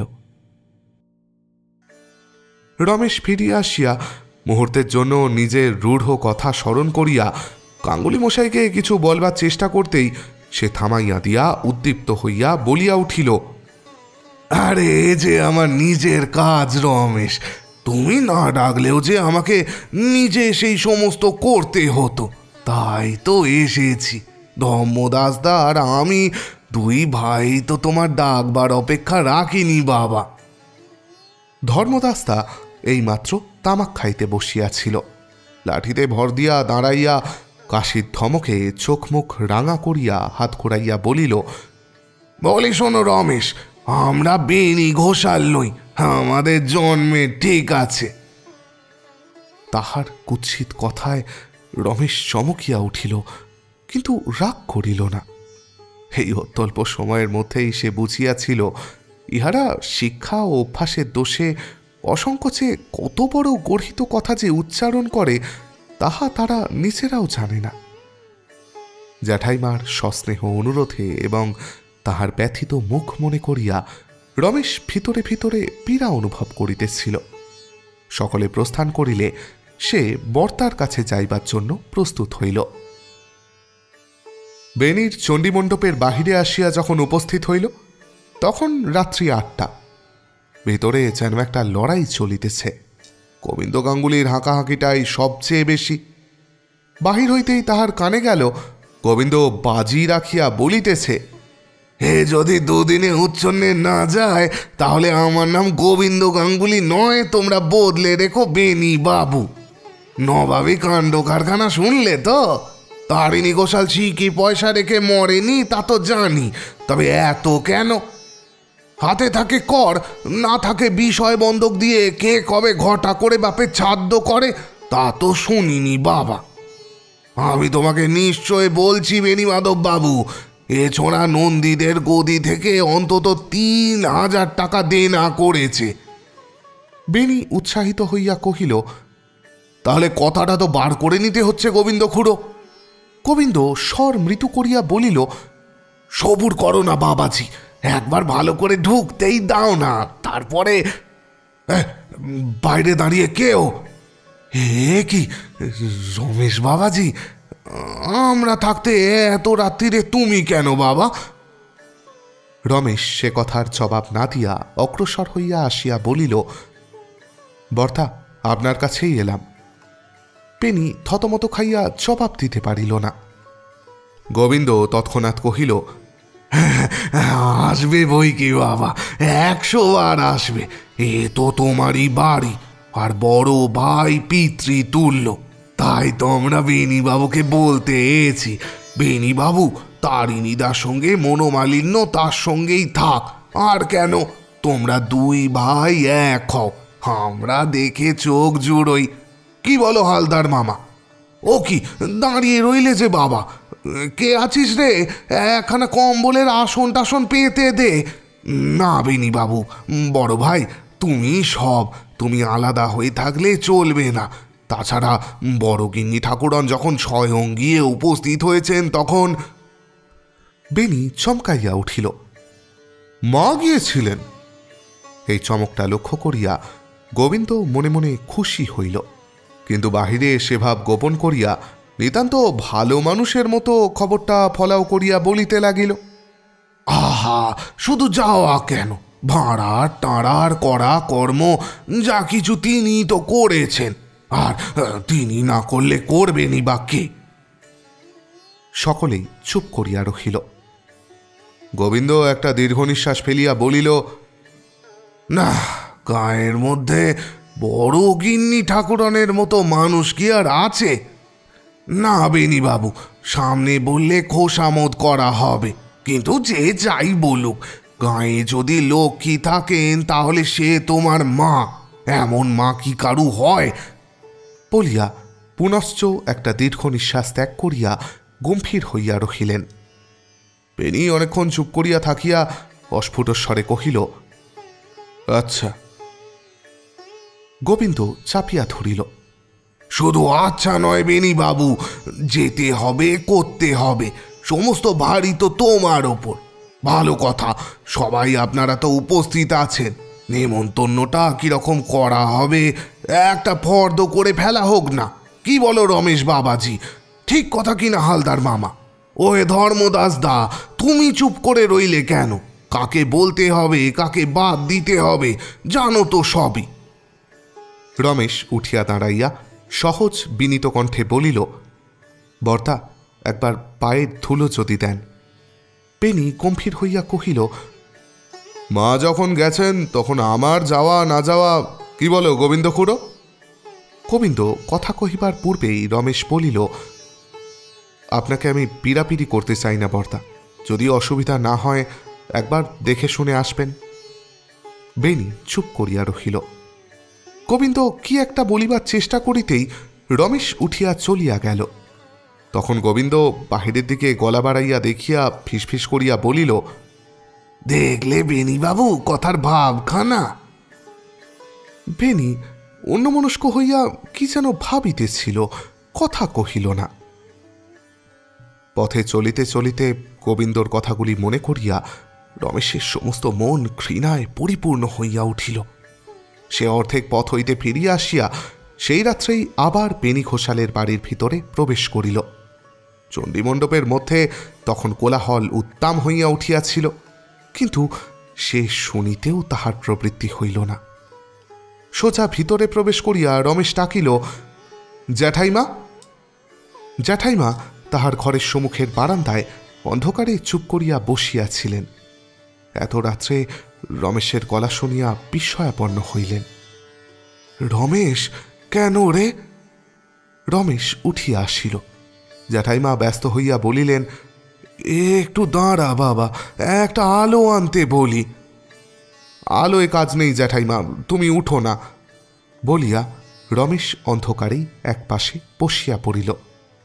তখন জ্যাঠাইমা প্রশ্ন করিলেন, এত রাত্রিরে যে? রমেশ মৃদুকণ্ঠে কহিল, এখনো তো নিমন্ত্রণ করা হয়নি জ্যাঠাইমা, তাই তোমাকে জিজ্ঞেস করতে এলুম। তবেই মুশকিলে ফেললি বাবা।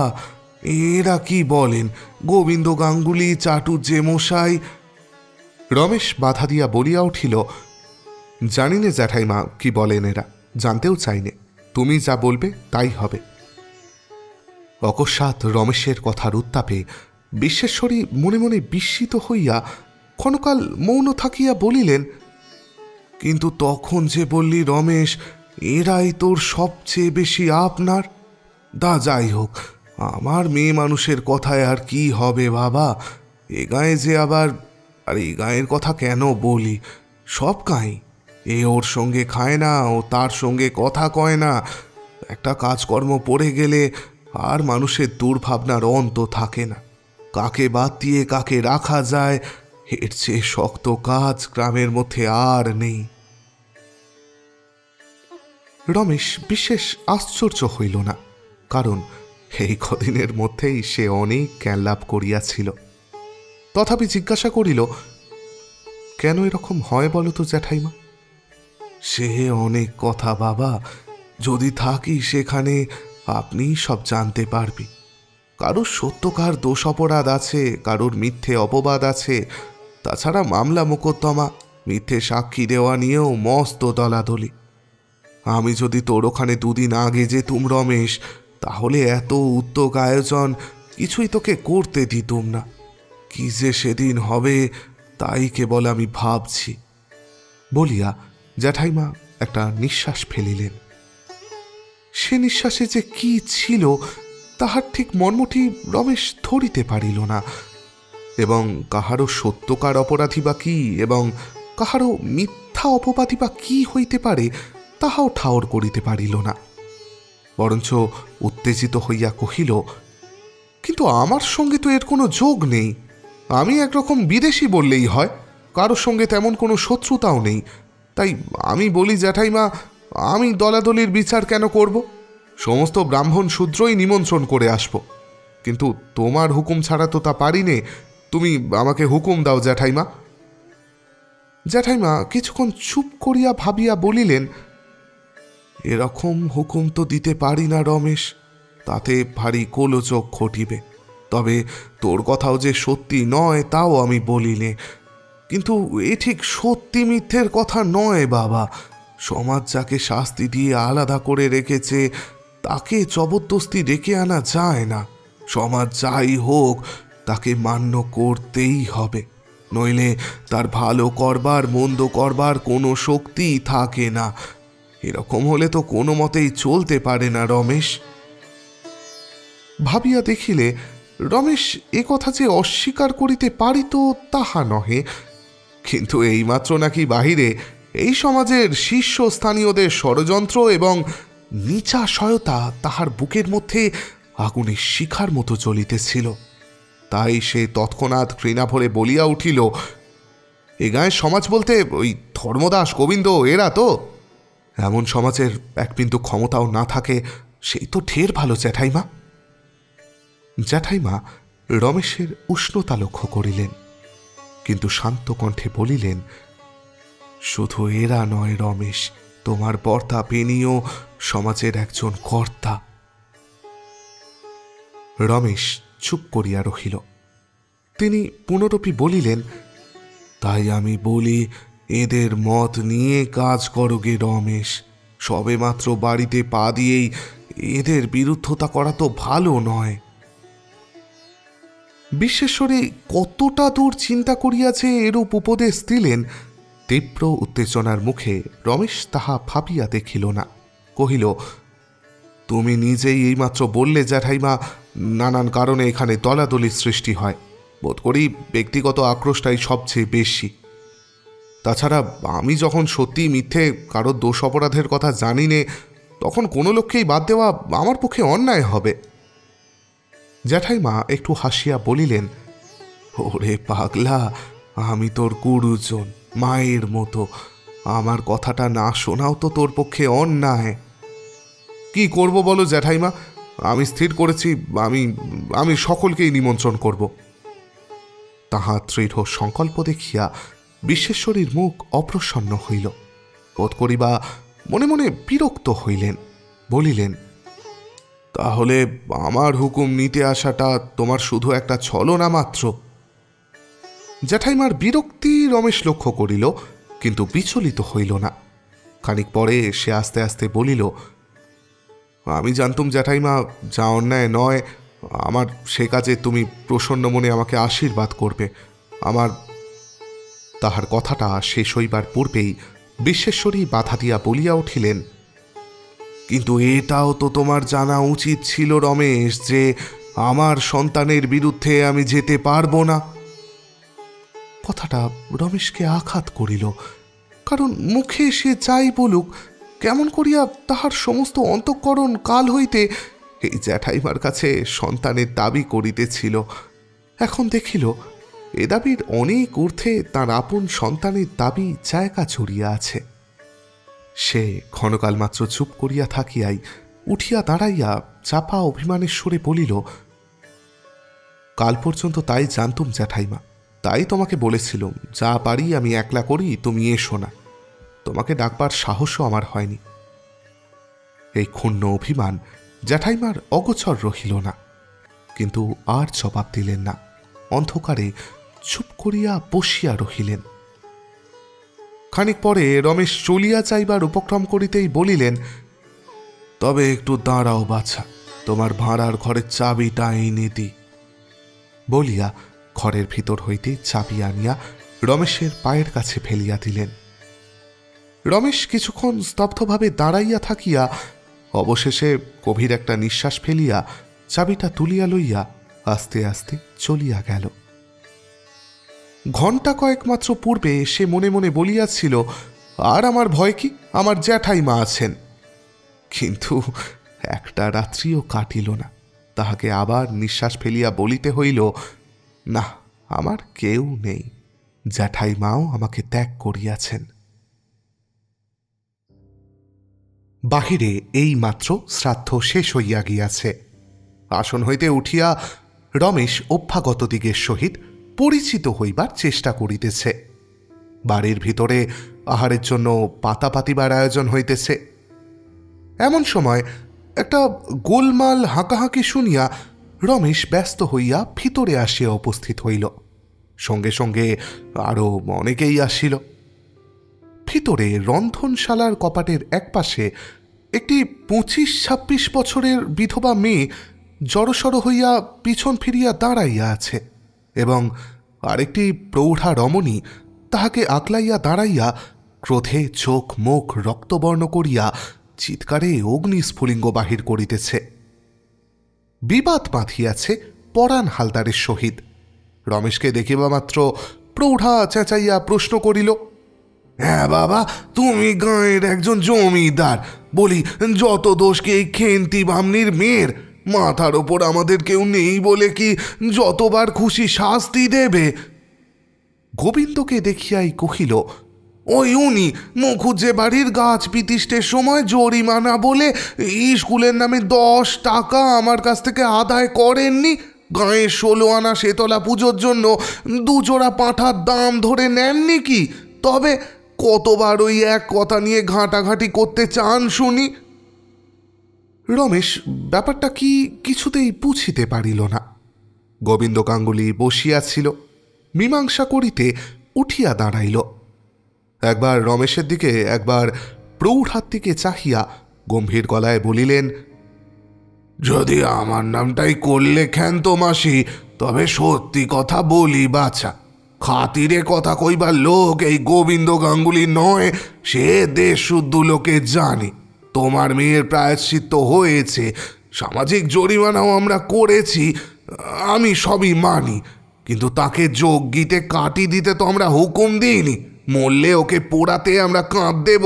কিন্তু ক্ষান্তমাসি চিৎকার করিয়া উঠিল, মলে তোমরা নিজের মেয়েকে কাঁধে করে পুড়িয়ে এসো বাচ্চা, আমার মেয়ের ভাবনা তোমাকে ভাবতে হবে না। বলি হ্যাঁ গোবিন্দ, নিজের গায়ে হাত দিয়ে কি কথা কও না? তোমার ছোট ভাজ্যে ওই ভাঁড়ার ঘরে বসে পান সাজছে, সে তো 8 বছর মাস 1.5 ধরে কোন কাশিবাস করে অমন হলদে রোগা শালতেটির মতো হয়ে ফিরে এসেছিল শুনি। সে বড় লোকের বড় কথা বুঝি, বেশি ঘাঁটিও না বাপু, আমি সব জারি জুড়ি ভেঙে দিতে পারি। আমরাও ছেলে মেয়ে পেটে ধরেছি, আমরা সব চিনতে পারি, আমাদের চোখে অত সহজে ধুলো দেওয়া যায় না। গোবিন্দ খ্যাপার মতো ছাপাইয়া পড়িল, তবে রে হারামজাদি মাগি। কিন্তু সেই হারামজাদা মাগি একটুও ভয় পাইল না, বরং এক পা আগাইয়া আসিয়া হাত মুখ ঘোরাইয়া কহিল, মারবি না কি রে? কেন্তি বামনিকে ঘাঁটালে ঠক বাজতে গাঁ উজাড় হয়ে যাবে তা বলে দিচ্ছি। আমার মেয়ে তো রান্নাঘরে ঢুকতে যায়নি, দোরগোড়ায় আসতে না আসতে হালদার ঠাকুর পুজে খামোকা অপমান করে বসলো। বলি তার বেয়ানের তাঁতি অপবাদ ছিল নাকি? আমি তো আর আজকের নই গো। বলি আরও বলবো না এতেই হবে? রমেশ কাঠ হইয়া দাঁড়াইয়া রহিল। ভৈরবাচার্য ব্যস্ত হইয়া ক্ষান্তর হাতটা প্রায় ধরিয়া ফেলিয়া সানুনয়ে কহিল, এতেই হবে মাসি, আর কাজ নেই। নে সুকুমারী, ওঠ মা, চল বাছা, আমার সঙ্গে ও ঘরে গিয়ে বসবি চল। পরাণ হালদার চাদর কাঁধে লইয়া সোজা খাড়া হইয়া উঠিয়া বলিল, এই বেশ্যে মাগিদের বাড়ি থেকে একেবারে তাড়িয়ে না দিলে আমি এখানে জল গ্রহণ করব না, তা বলে দিচ্ছি। গোবিন্দ, কালীচরণ, তোমাদের মামাকে চাও তো উঠে এসো বলছি। বেনি গোশাল যে তখন বলেছিল, মামা যেও না ওখানে। এমন সব নটির কাণ্ড কারখানা জানলে কি যার জন্ম খোয়াতে এবারই চৌকাট মারাই? কালী, উঠে এসো। মাতুলের পুনঃ পুনঃ আহ্বানেও কিন্তু কালীচরণ ঘাড় হেঁট করিয়া বসিয়া রহিল। সে পাটের ব্যবসা করে। বছর 4 পূর্বে কলিকাতাবাসী তাহার এক গণ্যমান্য খরিদ্দার বন্ধু তাহার বিধবা ছোট ভাগ্নিটিকে লইয়া প্রস্থান করিয়াছিল। ঘটনাটি একেবারেই গোপন ছিল না।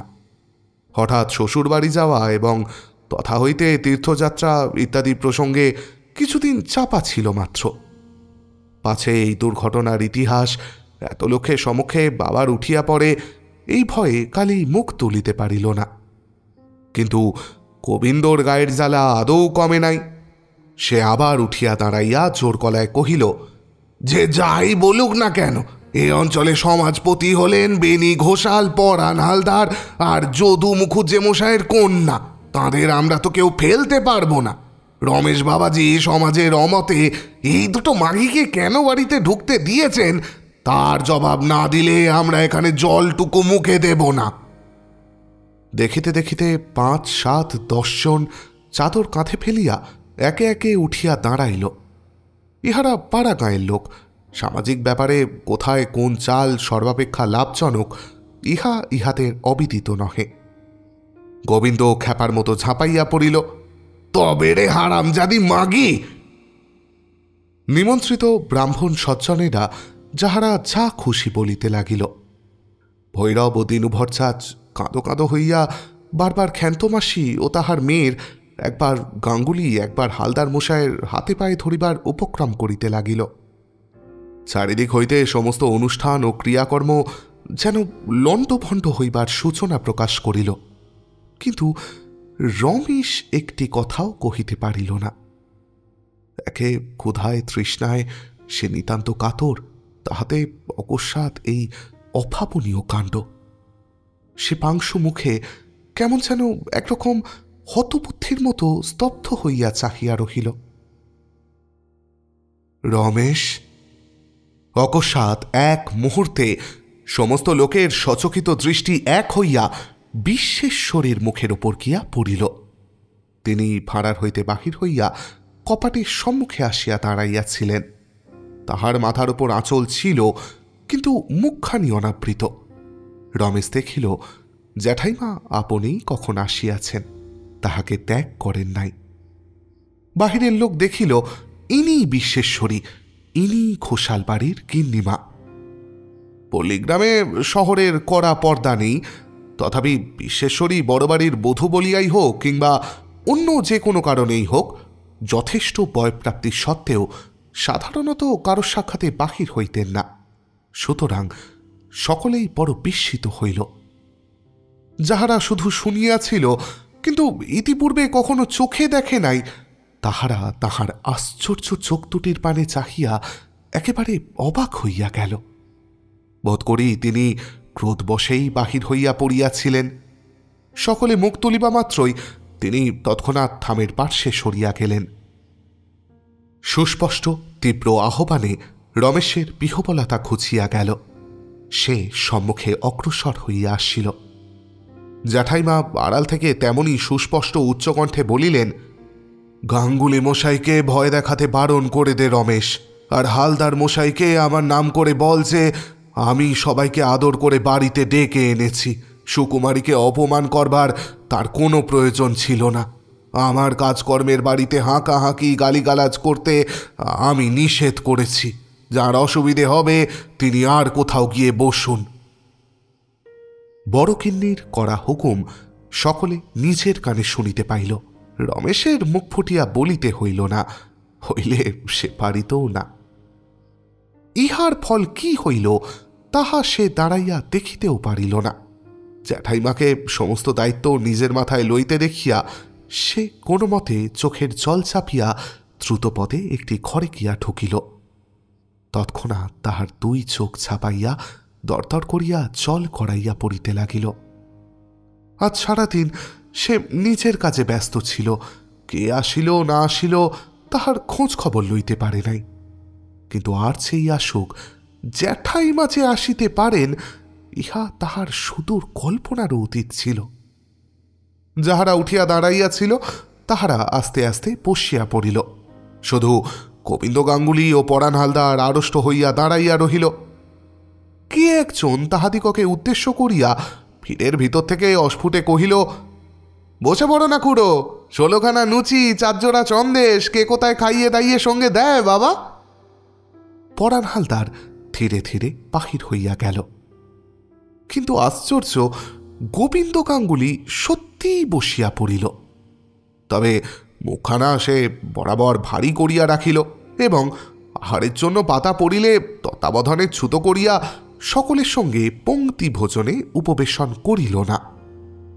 যাহারা তাহার এই ব্যবহার লক্ষ্য করিল তাহারা সকলেই মনে মনে বুঝিল গোবিন্দ সহজে কাহাকেও নিষ্কৃতি দিবে না। অতঃপর আর গোলযোগ ঘটিল না।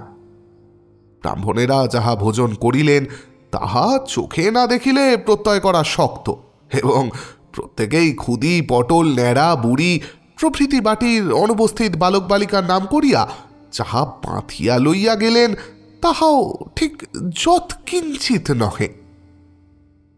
সন্ধ্যার পর কাজকর্ম প্রায় সারা হইয়া গিয়াছে। রমেশ সদর দরজার বাহিরে একটা পেয়ারা গাছের তলায় অন্যমনস্কের মতো দাঁড়াইয়াছিল। মনটা তাহার ভালো ছিল না। দেখিল দীনু ভট্টাচার্য ছেলেদের লইয়া লুচি মন্ডার গুরুভারে ঝুঁকিয়া পড়িয়া একরূপ অলক্ষ্যে বাহির হইয়া যাইতেছেন। সর্বপ্রথমে খেদির নজর পড়ায় সে অপরাধীর মতো থতমত খাইয়া দাঁড়াইয়া পড়িয়া শুষ্ক কণ্ঠে কহিল, বাবা, বাবু দাঁড়িয়ে। সবাই যেন একটু জড়সড় হইয়া পড়িল। ছোট মেয়েটির এই একটি কথা হইতেই রমেশ সমস্ত ইতিহাসটা বুঝিতে পারিল।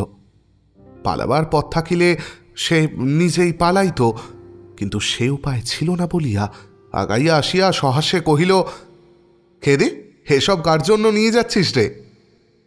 তাহাদের ছোট বড় পুঁটুলিগুলির ঠিক সদুত্তর খেদি দিতে পারিবে না আশঙ্কা করিয়া তিনিও নিজেই একটু শুষ্কভাবে হাসিয়া বলিল, পাড়া ছোট লোকদের ছেলে পিলে আছে তো বাবা, ইঁটো কাটাগুলো নিয়ে গেলে তাদের 2-4খানা দিতে পারবো। সে যাই হোক বাবা, কেন যে দেশ শুদ্ধ লোক ওকে গিন্নিমা বলে ডাকে আজ আমি বুঝলুম। রমেশ তাহার কোনো কথার উত্তর না করিয়া সঙ্গে সঙ্গে ফটকের ধার পর্যন্ত আসিয়া হঠাৎ প্রশ্ন করিল, আচ্ছা ভট্টাচাচি মশাই, আপনি তো এদিকে সমস্তই জানেন, এ গায়ে এত রেশারেশি কেন বলতে পারেন? দিনু মুখে একটা আওয়াজ করিয়া বার্তুই ঘান নাড়িয়া বলিল, হায় রে বাবাজি, আমাদের কুয়াপুর তো পদে আছে। যে কাণ্ড এ কদিন ধরে খেদির মামার বাড়িতে দেখে এলুম। 20 ঘর বামুন গায়েতের বাস নেই, গায়ের মধ্যে কিন্তু 4টে দল। হরনাথ বিশ্বাস 2টো বিলিতি আমরা পেরেছিল বলে তার আপনার ভাগ্নেকে জেলে দিয়ে তবে ছাড়লে। সমস্ত গ্রামেই বাবা এই রকম। তাছাড়া মামলায় মামলায় একেবারে শতচ্ছিদ্র। কেদি, হারাধনের হাতটা একবার বদলে নে না মা। রমেশ আবার জিজ্ঞাসা করিল, এর কি কোনো প্রতিকার নেই ভট্টাচাচি মশাই? প্রতিকার আর কি হবে বাবা, এ যে ঘোর কলি। ভট্টাচার্য একটা নিঃশ্বাস ফেলিয়া কহিল, তবে একটা কথা বলতে পারি বাবাজি, আমি ভিক্ষে শিক্ষে করতে করতে অনেক জায়গাতেই তো যাই, অনেকে অনুগ্রহ করেন। আমি বেশ দেখেছি তোমাদের ছেলে ছোকরাদের দয়া ধর্ম আছে, নেই কেবল এই পুরো বেটাদের। এরা একটু বাগে পেলে আর একজনের গলায় পা দিয়ে জিভ না বার করে ছাড়ে না। বলিয়া দিনু যেমন ভঙ্গি করিয়া জিভ বাহির করিয়া দেখাইল, তাহাতে রমেশ হাসিয়া ফেলিল। দিনু কিন্তু হাসিতে যোগ দিল না, কহিল, হাসির কথা নয় বাবাজি, অতি সত্যি কথা। আমি নিজেও প্রাচীন হয়েছি, কিন্তু এ কি, তুমি যে অন্ধকারে অনেক দূর এগিয়ে এলে বাবাজি। তা হোক না ভট্টাচাচি মশাই, আপনি বলুন। কি আর বলবো বাবা, পাড়াগা মাত্রই এই রকম। এই গোবিন্দ গাঙ্গুলি এ বেটার পাপের কথা মুখে আনলে প্রায়শ্চিত্ত করতে হয়। জ্ঞান্তি বামনি তো আর মিথ্যে কথা বলেনি, কিন্তু সবাই ওকে ভয় করে। জাল করতে, মিথ্যে সাক্ষী, মিথ্যে মোকদ্দমা সাজাতে ওর চুরি মেলা ভার। পেনি বাবু হাত ধরা, কাজেই কেউ একটি কথা কইতেও সাহস করে না, বরঞ্চ 5 জনের জাত ওই মেরে বেড়ায়। রমেশ অনেকক্ষণ পর্যন্ত কোনো প্রশ্ন না করিয়া চুপ করিয়া সঙ্গে সঙ্গে চলিতে লাগিল। রাগে তাহার সর্বাঙ্গ জ্বালা করিতেছিল। দিনু নিজেই বলিতে লাগিল, এই আমার কথা তুমি দেখে নিও বাবা, খ্যান্তি বামনি সহজে নিস্তার পাবে না। গোবিন্দ গাঙ্গুলি, পরাণ হালদার, দুটো ভীমরুলের চাকে খোঁচা দেওয়া কি সহজ কথা? কিন্তু যাই বলো বাবা, মাগি সাহস আছে। আর সাহস থাকবে নাই বা কেন? মুড়ি বেচে খায়, সব ঘরে যাতায়াত করে, সকলে সব কথাও টের পায় কি না? ওকে ঘাঁটালে কেলেঙ্কারির সীমা পরিসীমা থাকবে না, তা বলে দিচ্ছি। অনাচার আর কোন ঘরে নেই বলো? পেনিবাবুকেও। রমেশ সভয়ে বাধা দিয়া বলিল, থাক, বর্তার কথায় কাজ নেই আর। তিনু অপ্রতিভ হইয়া উঠিল, কহিল, থাক থাক বাবা, আমি দুঃখী মানুষ, কারোর কথাতেই আমার কাজ নেই। কেউ যদি বেনিবাবুর কানে তুলে দেয় তো আমার ঘরে আগুন। রমেশ আবার বাধা দিয়া কহিল, ভরচাচি মশাই, আপনার বাড়ি কি আরো দূরে? না বাবা, বেশি দূর নয়, এই বাঁধের পাশেই আমার কুঁড়ে। কোনোদিন যদি আসবো, বই কি, নিশ্চয়ই আসব বলিয়া রমেশ ফিরিতে উত্তত হইয়া কহিল, আবার কাল সকালে দেখা হবে, কিন্তু তারপরেও মাঝে মাঝে পায়ের ধুলো দেবেন বলিয়া রমেশ ফিরিয়া গেল। দীর্ঘজীবী হও, বাপের মতো হও বলিয়া দিনু ভট্টাচ অন্তরের ভিতর হইতে আশীর্বচন করিয়া ছেলেপুলে লইয়া চলিয়া গেল।